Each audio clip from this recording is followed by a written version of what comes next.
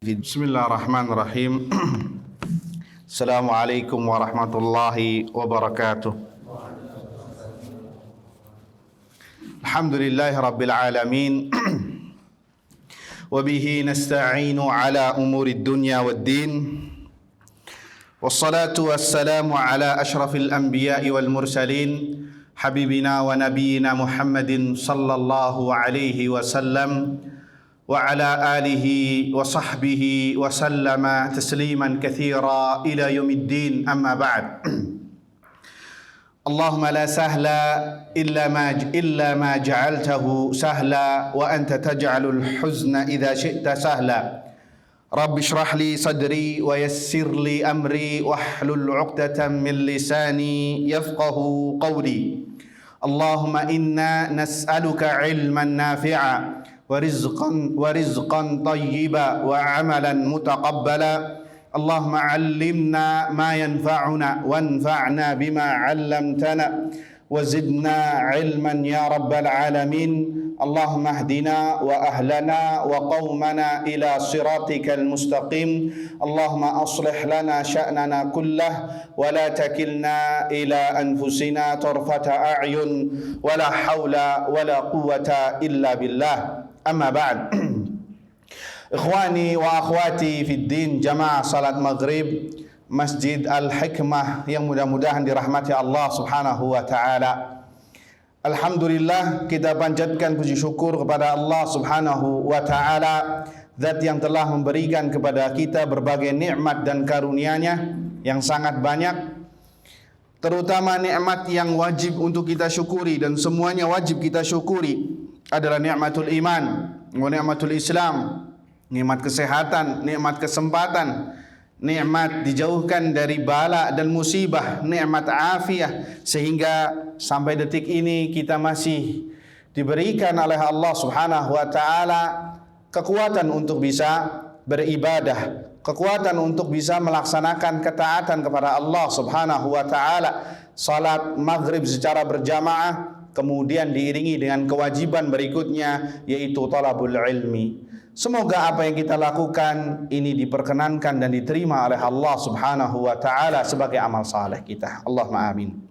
Salawat serta salam kita haturkan kepada Nabi kita Muhammad sallallahu alaihi wasallam, kepada keluarganya, kepada para sahabatnya, dan yang setia meniti di atas sunnahnya hingga hari kiamat kelak. Allahumma amin.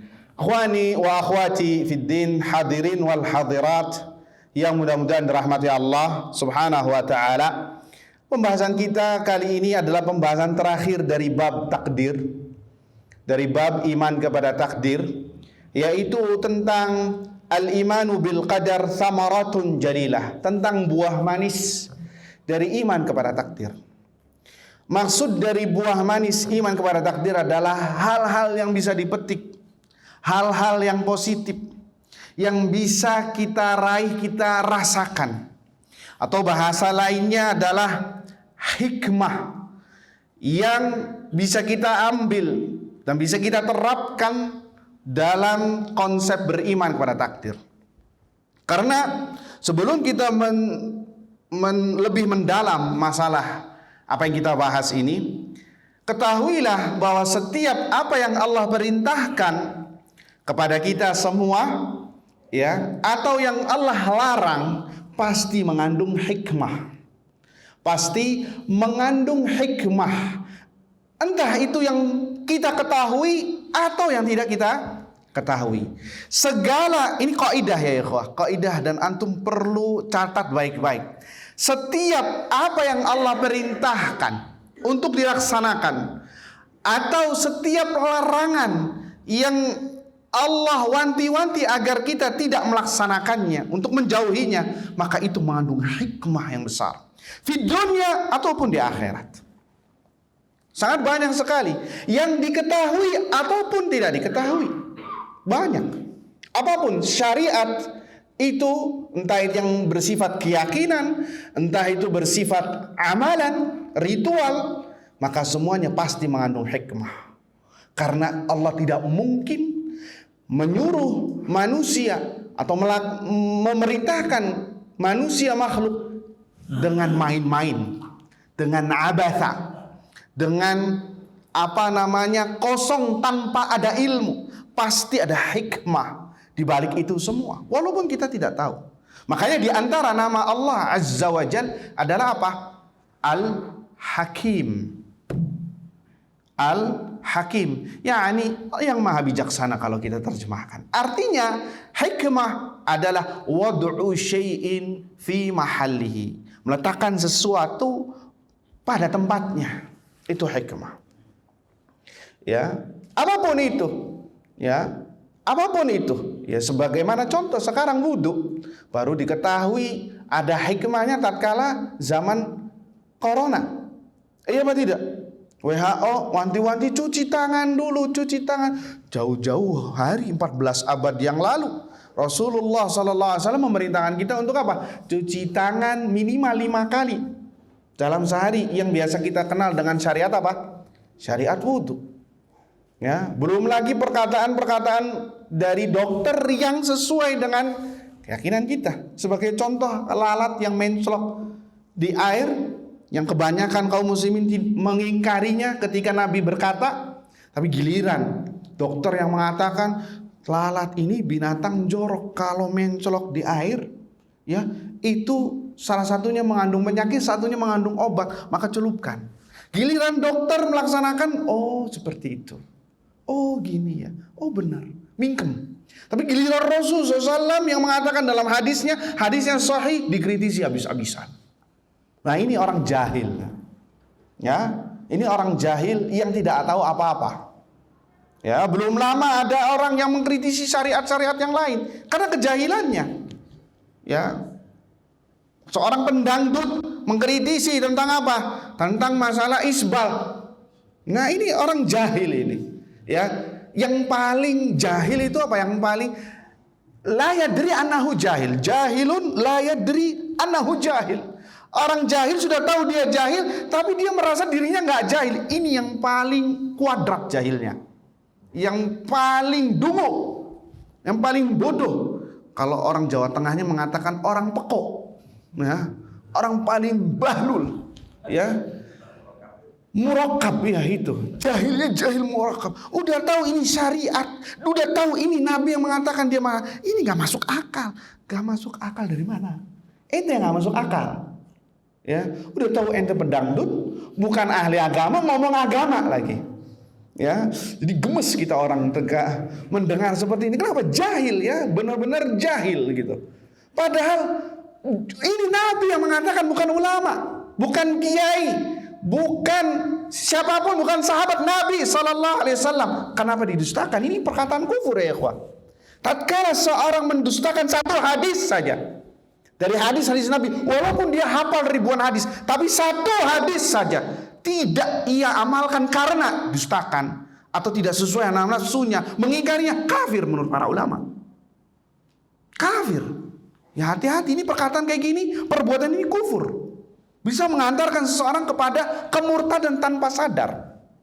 Karena konsekuensi dari keimanan kepada Rasulullah SAW, ya, asyhadu anna Muhammadar Rasulullah, tasdiquhu fima akhbar, membenarkan apa yang dikhabarkan Nabi SAW. Jangankan mendustakan, ngotak-ngatik aja nggak boleh kata ulama. Meragukan saja nggak boleh. Kayaknya salat 5 waktu kayaknya nggak wajib, kafir menurut para ulama.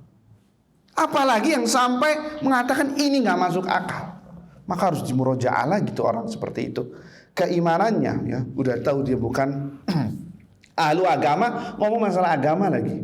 Ya, begitulah di negeri kita, ya. Banyak orang-orang yang nyeleneh. Ya, benar perkataan ulama, idza takallama ar-rajulu fi ghairi fannihi atabil gharaib. Kalau seseorang bukan pakarnya ngomong, ya, sesuatu, kalau orang sudah ngomong sesuatu yang bukan pakarnya, maka pasti akan mendatangkan apa? Keanehan dan keanehan. Nyeleneh. Kita aja kalau ngomong depan dokter, hatta kita sudah tahu ini babnya, tapi nggak berani ngomong. Ya, dok katanya ini bisa kayak gini, bisa kayak gini, nggak berani. Kenapa? Takut dibantah. Tapi gilir masalah agama, semua orang pada berbicara. Semua orang ngasih pendapatnya.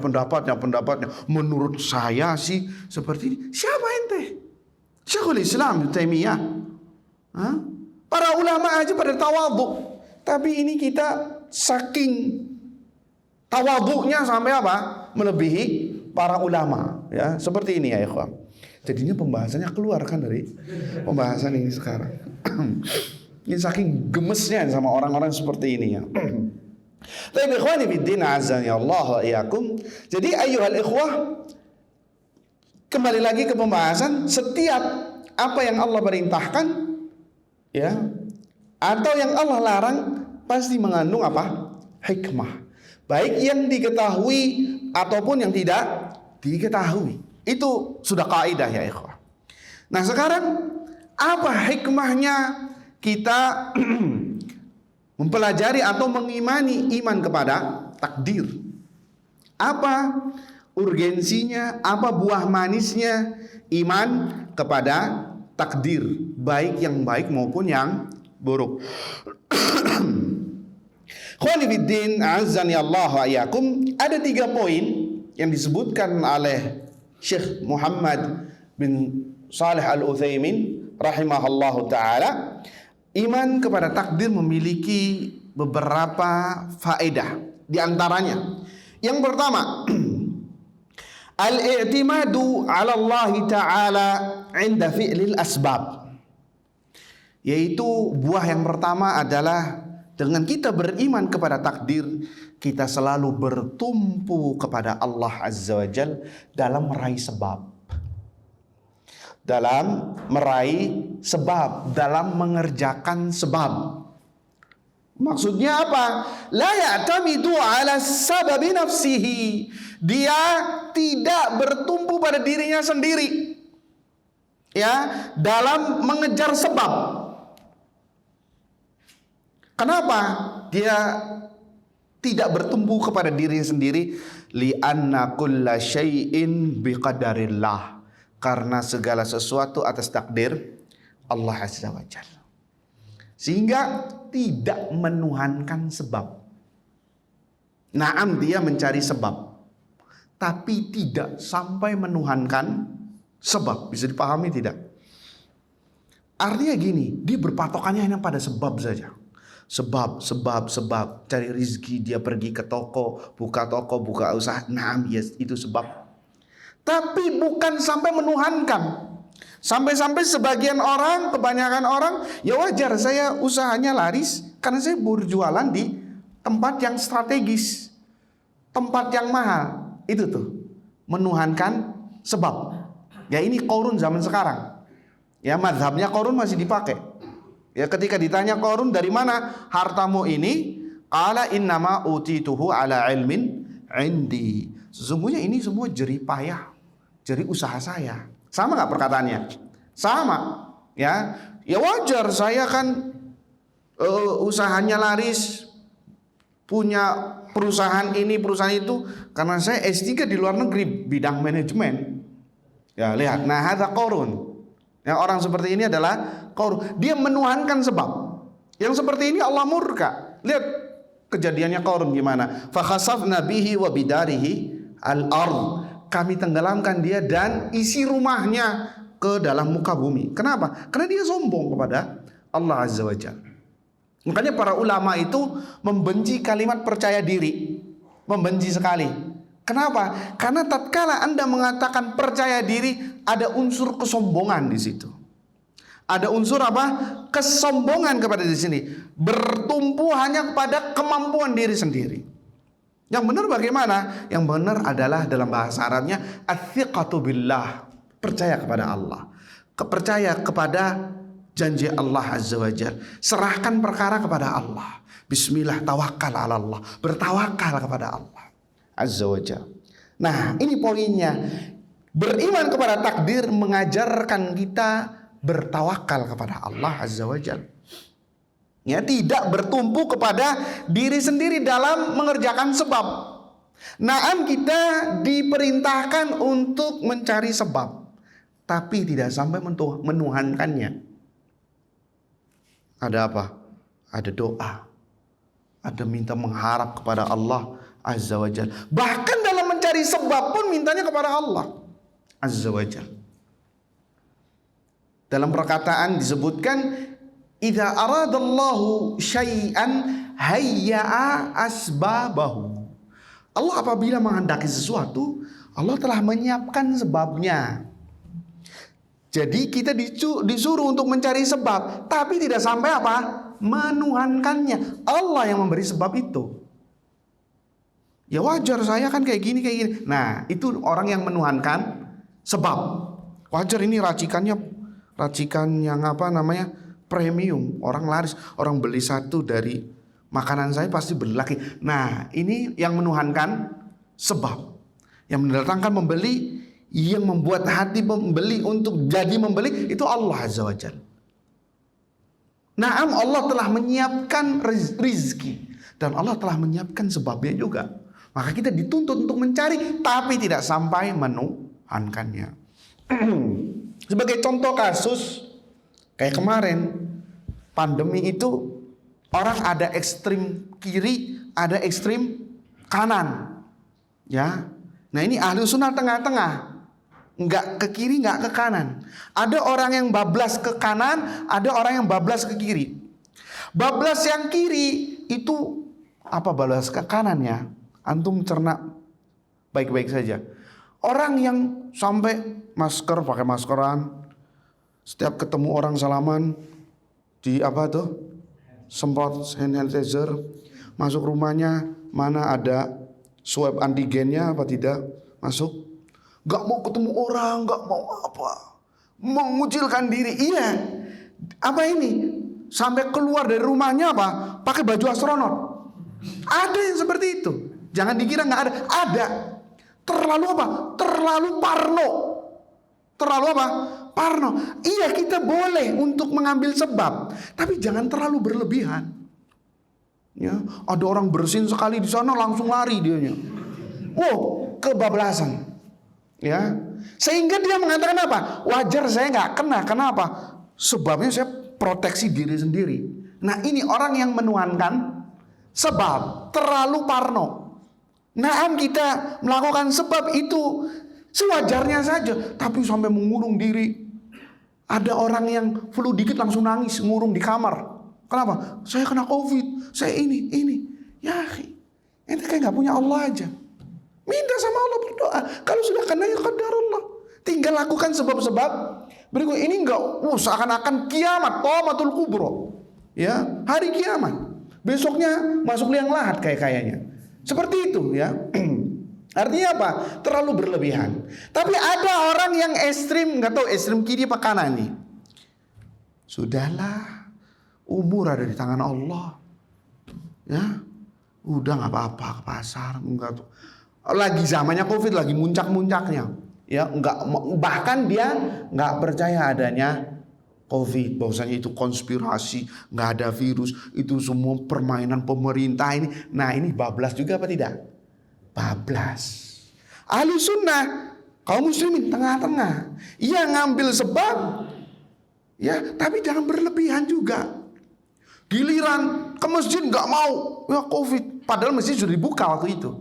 Berbeda cerita ketika ditutup. Udah dibuka, gak mau. Takut nanti kena COVID. Tapi giliran buka toko, ngopi, ngeteh, ketawa terbang-bang, gak pakai masker, cipika-cipiki sama orang. Mana COVID-nya? Gak ada, hanya di masjid katanya. Nah, ini orang yang jomplang, ya, orang yang tidak balance. Harusnya apa? Oke, dia ngambil sebab, silakan, tapi jangan terlalu berlebihan juga. Sampai-sampai orang yang kayak gitu masih ada. Masih ada. Kamu salamannya milih-milih lagi, ya, sama yang berfulu salaman, cipika-cipiki, tapi sama yang kira biasa, maaf min bait dari jauh. Nah, ini kan akhirnya menimbulkan apa? Suudzon. Emang COVID-nya hanya di orang miskin saja, orang kaya nggak ada. Hah? Lihat seperti itu terjadi. Akhirnya apa? Timbul suudzon, timbul apa? Kenapa? Karena tidak diajarkan masa tentang tawakal kepada Allah Azza wa Jalla. Ya, begitu juga orang yang sakit, terlalu terlalu menitik beratkan kepada sebab. Ini saya bekher, ini saya bisa sembuh, obatnya ini. Ini. Bukan tidak apa? Menisbatkannya kepada siapa? Kepada Allah Azza wa Jalla. Sampai-sampai ngomong ke dokternya, "Dok, tolong sembuhin saya." Nggak boleh itu ngomong kayak gitu. Karena yang menyembuhkan adalah Allah. Dokter hanyalah jembatan saja yang mengobati. Makanya harus dirubah kalimat itu. "Dok, tolong obati saya." Bukan menyembuhkan saya, karena ini nanti bisa fatal dalam keyakinan. Karena Allah Asy-Syafi', la syifaa'a illa syifa'uk, kata Nabi SAW. Tidak ada kesembuhan kecuali kesembuhan darimu ya Rabb. Ini diajarkan oleh Nabi SAW. Ini sebagai contoh bahwasanya kita dalam mencari sebab pun harus bertawakal kepada Allah Azza wa Jalla. Apa itu tawakal? I'timadul qalbi 'ala Allah bijalbin naf'i au daf'i darri ma'badlil asbab, kata para ulama.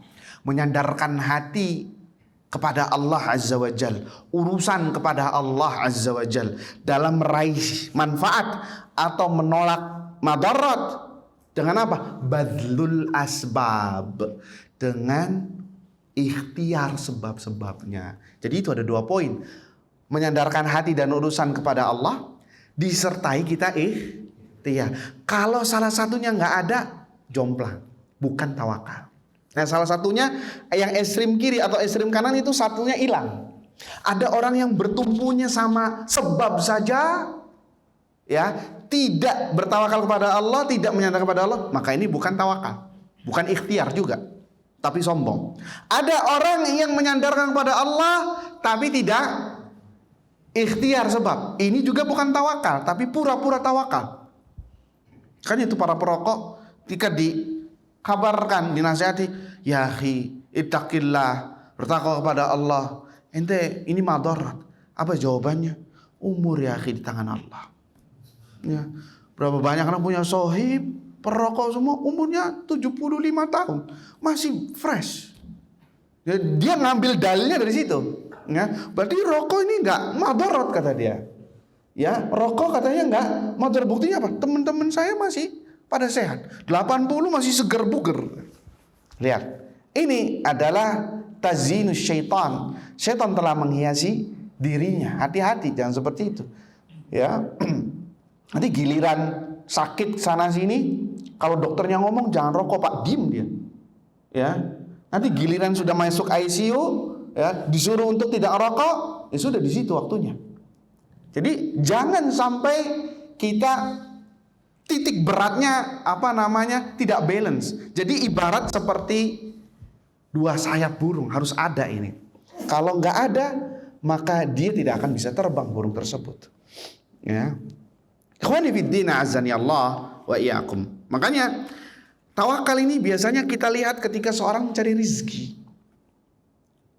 Ya, mencari rizki. Allah, dia tahu Allah ini sudah menjamin rizkinya. Kenapa dia cari? Kenapa dia cari? Ya, kan Allah sudah menjamin rizkinya. Nah, itu tawakal ya. Makanya Allah beri. Orang yang tawakalnya masalah dunia, Allah beri tawakalnya dunia. Makanya kata para ulama, pernah kita sebutkan di sini, orang yang bertawakal itu ada 2 macam. Ada tawakal khusus, ada tawakal umum.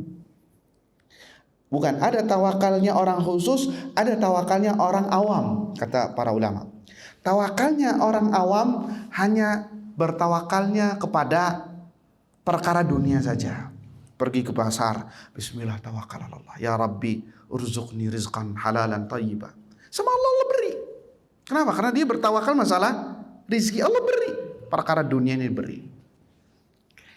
Tapi dia kurang satu, yang biasa disebut ini tawakalnya orang khusus.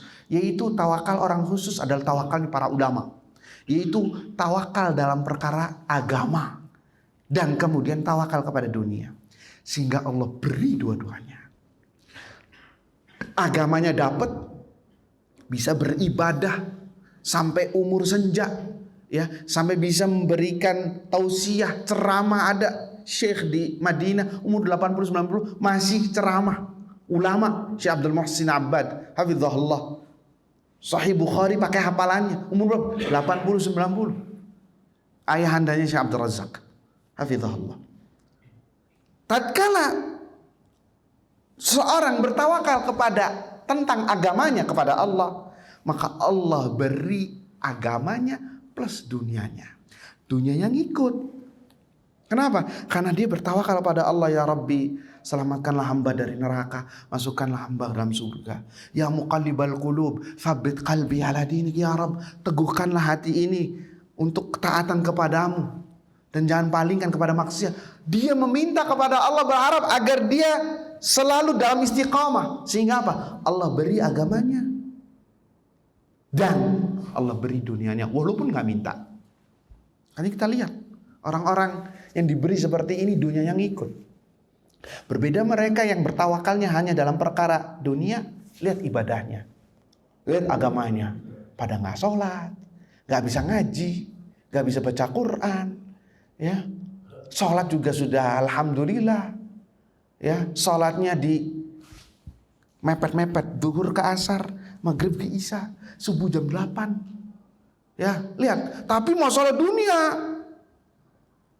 ya, jam 7 sudah ada di toko standby, sudah ada di kantor, sudah ada di tempat usahanya, ya. Rajin, disiplin, ya, mengerjakan tugas, ya, supel sama lawan bisnisnya, sama customernya luar biasa nomor 1, nggak ada lawannya. Tapi giliran agama nggak ada. Kenapa?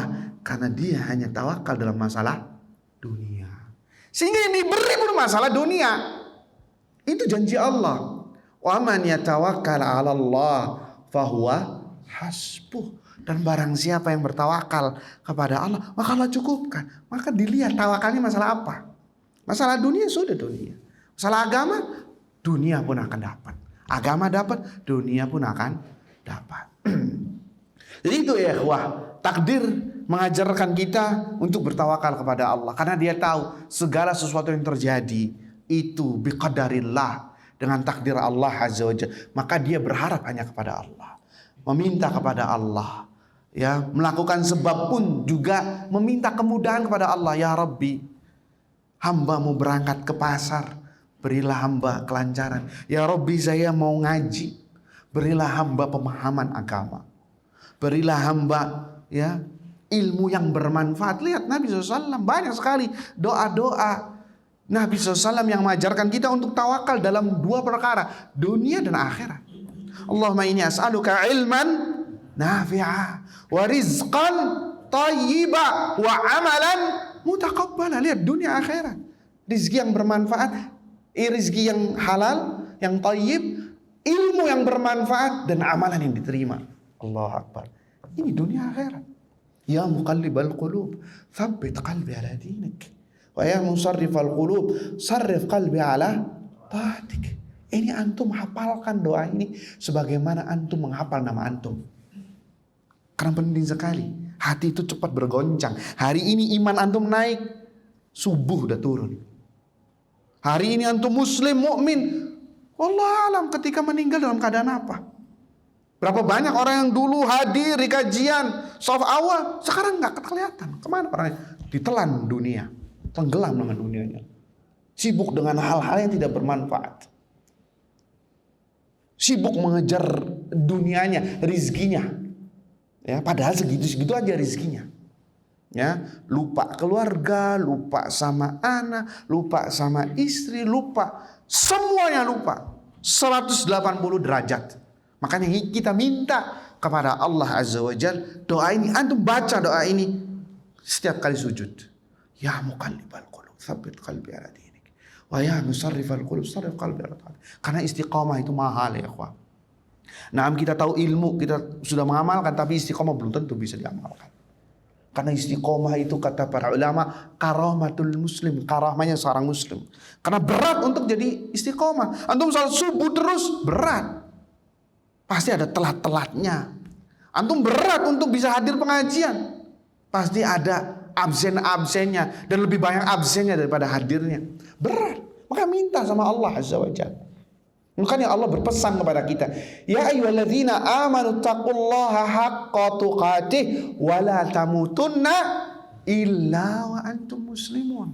Dan janganlah kalian mati, kata Allah, kecuali dalam keadaan Islam, berserah diri pada Allah. Artinya apa? Kita diperintahkan oleh Allah untuk istiqamah, konsekuen, berpegang teguh terhadap agama. Sampai kapan? Sampai kita diwafatkan oleh Allah Azza wa Jalla. Wa'bud rabbaka hatta ya'tiyakal yakin, kata Allah. Sembahlah Allah sampai datang al-yakin, kematian.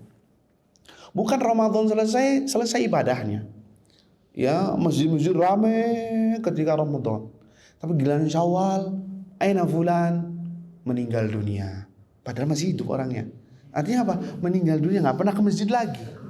Ya, sendalnya nggak pernah ke masjid lagi. Kapan? Masuk udah jadi mayit. Ya, sudah nggak kelihatan. Sibuk dengan dunia, mudik 1 tahun nggak balik-balik. Padahal ada di samping rumahnya, samping masjidnya. Jadi itu ya, ibadah ini mahal. Jangan ibadah musiman. Sebagian kita ibadahnya musiman, Ramadhani, hanya bulan Ramadan, hanya di Id 10 Dzulhijjah, habis itu enggak kelihatan. Sebagian lagi ada yang sepekan sekali, itu pun datangnya terlambat. Ketika khatibnya sudah mengatakan aqimus shalah, masuk jedar. Ya. Biasanya kata sebagian khatib, dan saya juga merasakannya, kata mereka, alarm bagi khatib ini sudah waktunya untuk aqimus shalah tatkala orang-orang terlambat sudah pengen masuk pintu. Ya, sudah masuk pintu. Nah, itu berarti sudah waktunya untuk apa? Aqimus shalah. Nah, itu alarm alami itu. Ya. Kenapa? Mereka emang wallahu alam. Dari mana itu datangnya? Muslimkah? Kalau zaman Nabi ada 3 golongan manusia. Ada muslim, yakni mukmin, ya kafir, satunya lagi apa? Munafik. Zaman sekarang tambah lagi satu, gazebo, yang gak jelas. Orangnya siapa ini? Ya, kata muslim, tapi gak pernah ke masjid. Jumat pun kadang gak ada. Dibilang Nasoro, gak pernah ke gereja hari Ahad. Gak ada salibnya. Tapi giliran ingin nikah pakai cara Islami. Ingin mati caranya apa? Cara Islami, dikafankan. Nah ini orang-orang kayak gini gak jelas nih. Gak ada di zaman Nabi. Ya, sana sini oke. Ya, bunglon. Waliyadzubillah. Nas'alullah salamata wal afiyah. Ini ya ikhwah, penting bagi kita, apalagi kita hidup di zaman yang penuh dengan fitnah, penuh dengan syubhat, penuh dengan syahwat. Kita hidup apalagi di daerah kota besar, dekat ibu kota. Ini beda dengan orang yang tinggal di pedesaan. Godaannya tidak sebesar kita. Ya, tidak sebesar dengan orang-orang yang tinggal di perkotaan. Makanya sangat rentan sekali iman ini bergoncang, bergoyang. Artinya naik turun. Hari ini naik, besok turun. Ya. Nas'alullah sama wal afiyah. Bisa jadi orang yang istiqomah di antara kita itu lebih besar ketimbang mereka yang istiqomah di negeri Saudi, Arab Saudi misalkan. Karena bi'ahnya mendukung kita. Kadang keluar dari masjid sendiri saja ada orang pakai apa itu? Pakaian bupati, buka paha tinggi-tinggi. Ya, you can see my kelek kalau sebagian orang. Ya, kelihatan auratnya sudah kelihatan. Ya, waliyadzubillah. Godul basor pun ngelihat aurat. Iya apa tidak? Menundukkan pandangan pun melihat aurat. Subhanallah. Ini memang benar-benar cobaan bagi kita semua. Makanya sangat-sangat penting sekali kita untuk menghadiri, mengadakan seperti ini agar apa? Memupuk iman kita ya. Sehari saja, makanya waktu terjadi pandemi, ya Ustaz, kita kangen sama kajian, kangen. Kalam fadhi. Begitu ada, mana orang yang ngomong kangen tadi? Gak ada. Kalam fadhi semuanya, omong kosong. Ya, Jumatan nggak datang. Yang lebih lucu lagi ya, ada orang nggak pernah sholat. Dulu tetangga ya, nggak pernah sholat. Ngelihatnya ngeri deh.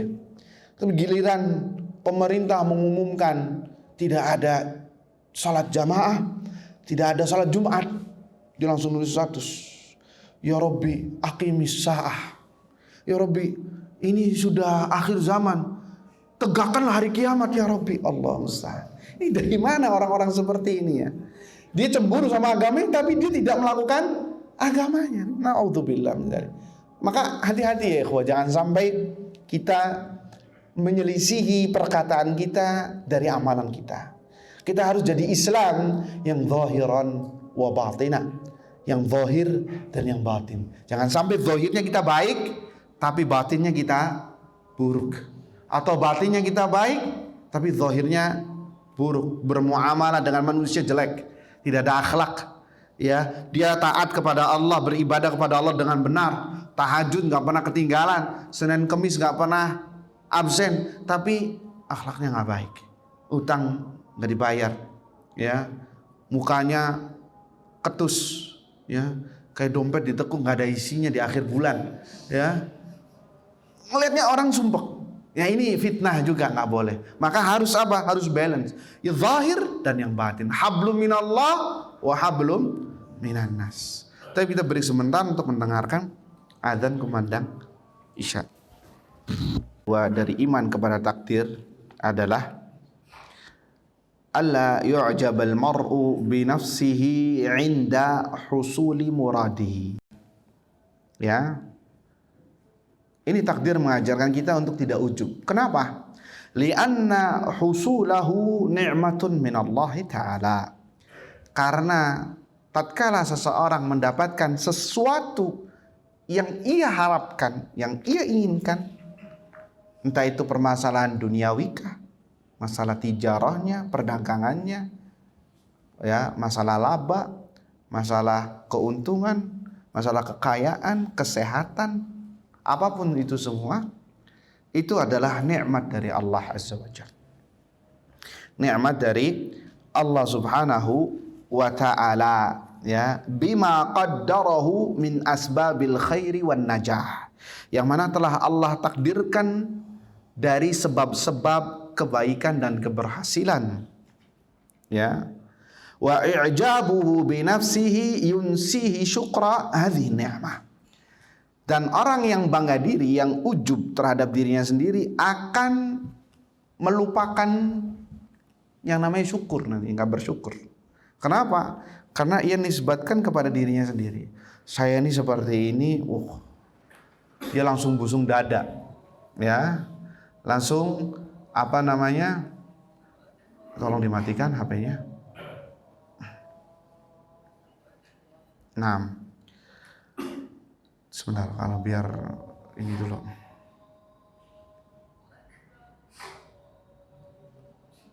Nanti kedepannya ya, tolong dimatikan ya, biar tidak mengganggu.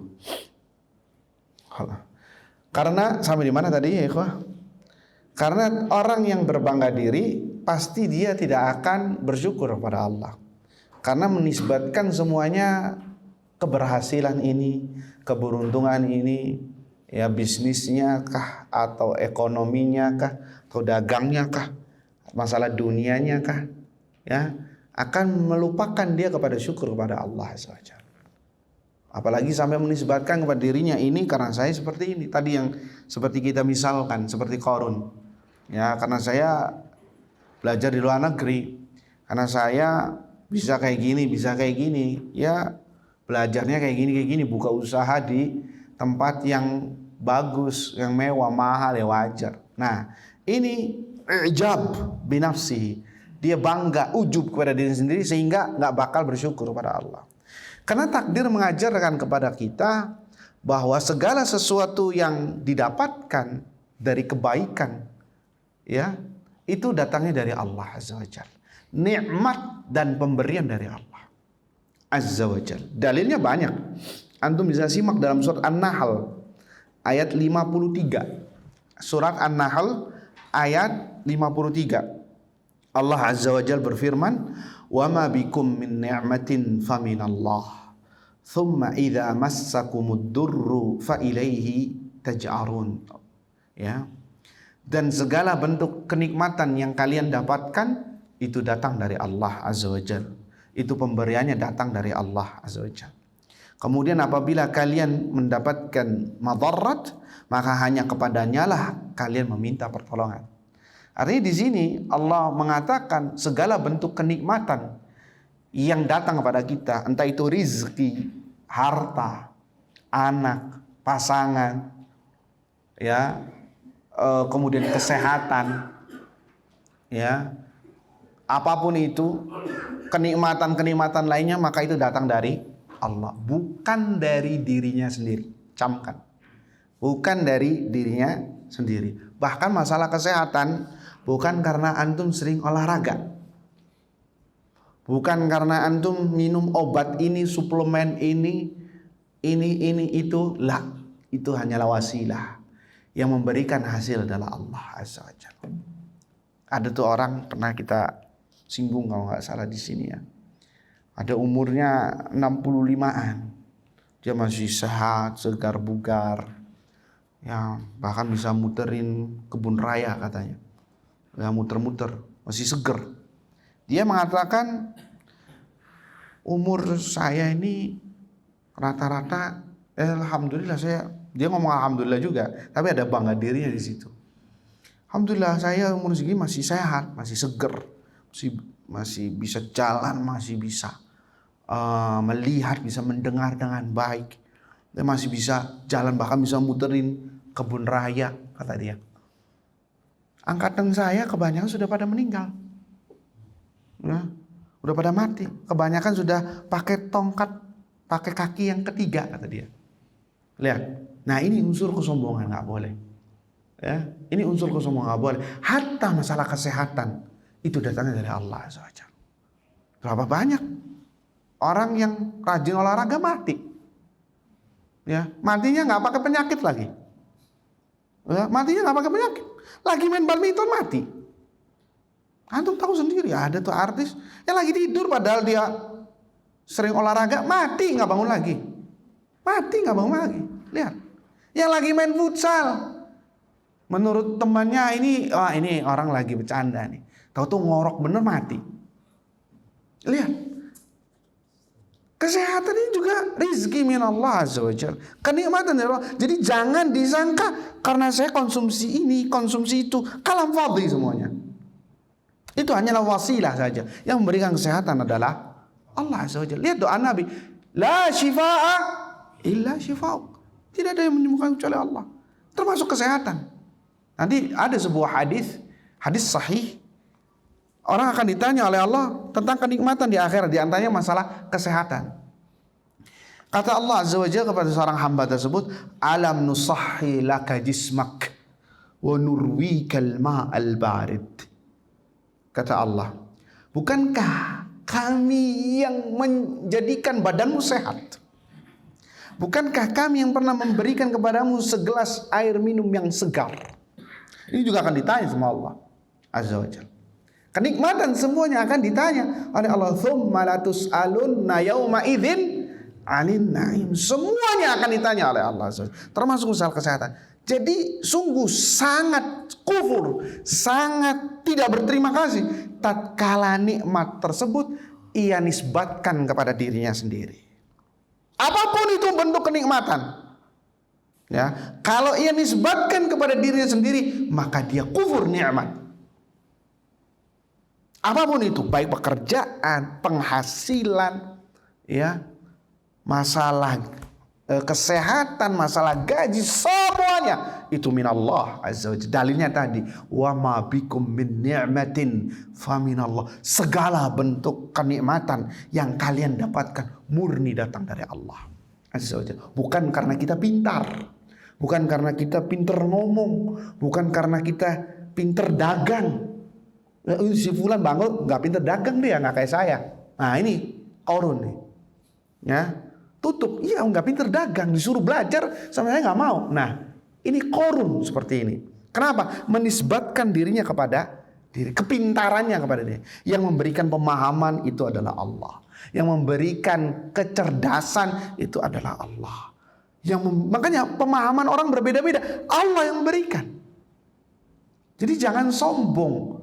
Jadi kalau kita memahami takdir dengan benar, gak ada di ruang hati kita sombong kepada sesama. Karena semuanya rizki min Allah. Sudah dibagi-bagi sama Allah. Allah Azza wa Jalla berfirman, nahnu qasamna bainahum ma'isyatahum fil hayatid dunya. Kami yang bagi-bagikan rizki, membagi-bagikan di kehidupan mereka rizki masing-masing. Jadi nggak ada tuh sombong, hasad, hasud, iri. Kenapa? Rizki semuanya sudah dibagi-bagi sama Allah Azza wa Jalla. Tetangganya beli mobil panas, nggak bisa tidur, opname malah. Kenapa? Nggak ada takdir. Bahwasanya semuanya telah diberi rizki oleh Allah Azza wa Jalla. Makanya Nabi selalu ngasih opsi kepada kita, kalau nggak mau jangan sampai menutup diri untuk tidak hasad. Karena mesti aja jiwa ini kalau imannya lagi melempem, ya timbul tuh panas. Makanya jangan sering lihat ke atas, lihatnya ke bawah. Wadzalika li'alla tazdari ni'matallahi 'alaikum, agar kalian tidak meremehkan nikmat yang Allah berikan kepada kalian. Ingat, semua orang tuh punya nikmatnya masing-masing. Semua orang punya rizkinya masing-masing. Kalau kita memahami ini semua, nggak ada di ruang kita hasad, nggak ada di ruang hati kita iri, nggak ada di ruang hati kita sombong. Karena semuanya biqadarillah, bitakdir minallah, semuanya telah Allah bagi-bagi. Dalilnya tadi, nahnu qasamna bainahum ma'isyatahum fil hayatid dunya. Kalau kita sebutkan ayat lengkapnya ya di surat Zukhruf ayat 32. Ya. Ahum yuqsimuna rahmata rabbik, apakah mereka yang bagi-bagikan rahmat Rabbmu ya Muhammad? Nahnu qasamna bainahum ma'isyatahum fil hayatid dunya.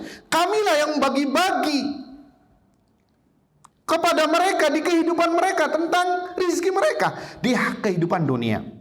Wa rafa'na ba'dahum fawqa ba'din darajat, dan kami tinggikan derajat antara satu dengan yang lain. Liyattakhidha ba'duhum ba'dan sukhriya, agar mereka menggunakan satu sama lain. Ada yang jadi atasan, ada yang jadi karyawan. Itu sukhriya, satu sama lain saling butuh.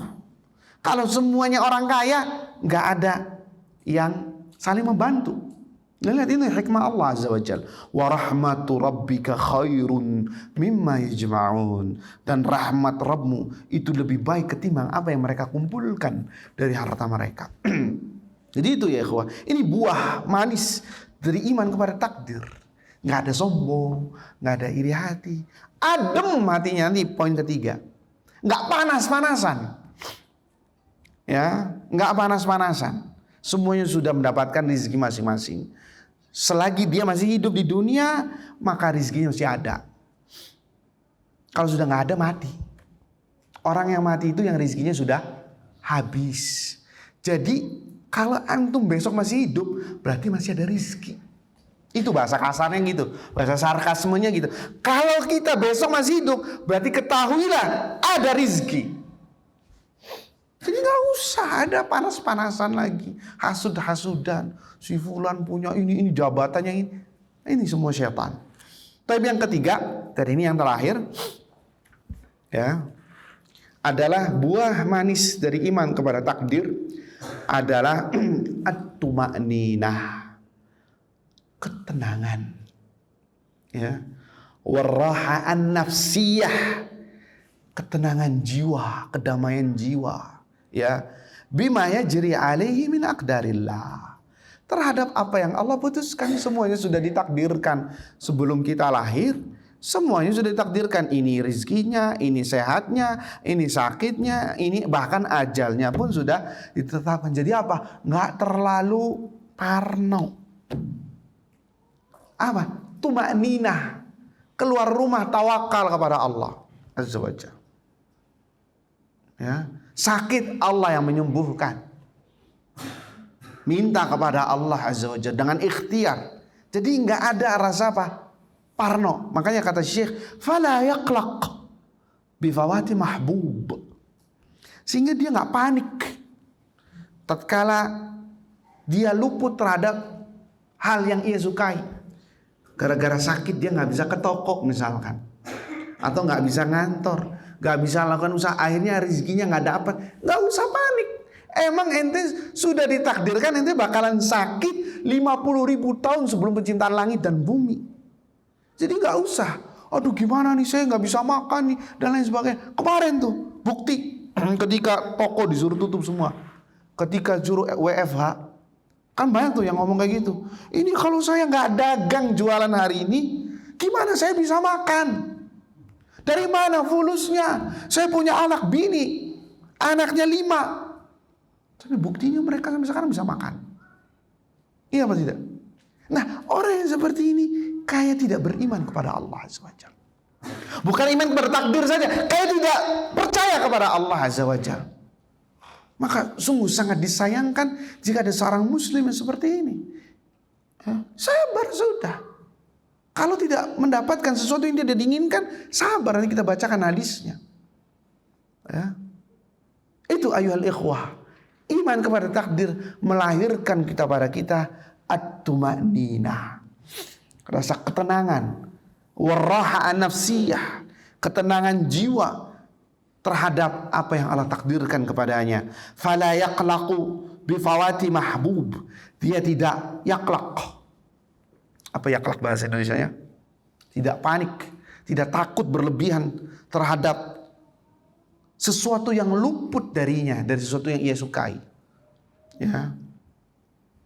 Au husuli makruh, atau dia mendapatkan sesuatu yang ia tidak sukai. Banyak kempes lah. Misal, sehingga dia telat masuk kantor, potong gajinya, ya sudah gimana lagi? Saya sudah jalan tepat waktu, ya banyak kempes, tinggal ngomong aja, nggak usah panikan parno, ya. Li'anna dzalika biqadarillah alladzi lahu mulkus samawati wal ard. Karena itu semua ia yakini ini takdir dari Allah, yang mana Allah memiliki kerajaan langit dan bumi. Artinya semuanya ini adalah rencana Allah. Jadi jangan kita parno, kita takutan. Justru takdir mengajarkan kita untuk apa? Husnudzon kepada Allah saja. Selalu berbaik sangka kepada Allah. Oh, saya kayak gini supaya sayanya bertobat. Oh, ini saya diberi ini karena Allah yang menginginkan agar saya berbuat baik dan lain sebagainya. Itu ayyuhal ikhwah. Iman kepada takdir mengajarkan kita untuk tumakninah. Berbeda mereka yang berbuat syirik kepada Allah, yang tidak beriman kepada takdir, yang selalu menuhankan sebab, maka yang dicecar itu apa? Sebabnya. Ente sih kenapa nggak baik-baik? Ente kenapa keluar rumah? Kalau ente nggak keluar rumah saja, nggak bakal kayak gini. Nah itu tuh. Kenapa? Karena nggak iman kepada takdir. Kayak kata Nabi SAW, tatkala kita mendapatkan sesuatu yang tidak kita ridhoi, katakan qadarullah wa ma syaa fa'al. Ini semua takdir Allah. Apabila Allah kehendaki terjadi, sudah. Jangan mengatakan seandainya, sekiranya, ya kalau bukan karena ente. Nah ini udah perkataan syirik. Saya nggak bakal kayak gini. Ini semua orang-orang yang kurang memahami masalah takdir, sehingga apa? Tidak ada tumakninah. Makanya lihat tuh orang yang pakai jimat, yang berbuat syirik. Kalau nggak ada jimatnya saja, nggak berani keluar rumah. Yang memiliki keyakinan-keyakinan yang kufur, yang syirik. Ada meyakini hari sial, bulan Safar, nggak mau ngadakan walimah, takut rumah tangganya nggak langgeng. Keluar di bulan Safar, nanti mati, pulang-pulang jadi mayit, ya, kecelakaan. Nah, di samping ini akidah syirik, dia juga tidak memahami takdir. Kenapa? Orang yang memahami takdir gak bakal dia percaya kayak gini. Karena semua terjadi atas izin Allah Azza wa Jalla. Banyak tuh kan, kalau ada ular melingkar di depan rumahnya, pertanda ini kalau saya keluar ini ada bahaya. Nah, ada bahayanya gak akan jadi keluar. Kalau ada kupu-kupu masuk berarti ada tamu bentar lagi. Nah ini akidah kekufuran. Gak mau duduk di kursi kalau di bis atau di kereta api nomor 13. Nah ini akidah kufur. Sampai-sampai ada pengusaha yang bikin towernya banyak. 1, 2, 12, 11, 12. Pas sampai mau 13 nggak ditulis 13 apa? 12A. Lihat.